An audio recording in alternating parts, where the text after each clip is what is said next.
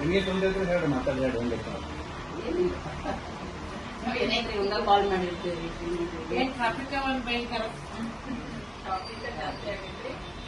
ಎಲ್ಲಿ ಟ್ರಾಫಿಕ್ ಕೊಟ್ಟ ಅನುಕೂಲ ಇಲ್ಲ ಅದ್ರ ಊರಾಗ ಅಂದ್ರ ಇಕ್ಕಟ್ ಬಾಳ ಐತಲ್ರಿ ರೋಡಿಗೆ ಆಕ್ಸಿಡೆಂಟ್ ಮೊನ್ನೆ ಆ ರಿಕ್ಷಾ ಸ್ಟ್ಯಾಂಡ್ ಅಂತ ಎಲ್ಲೂ ಇಲ್ಲ ರೀ ಮೇಡಮ್ ಹಿಂಗಾಗಿ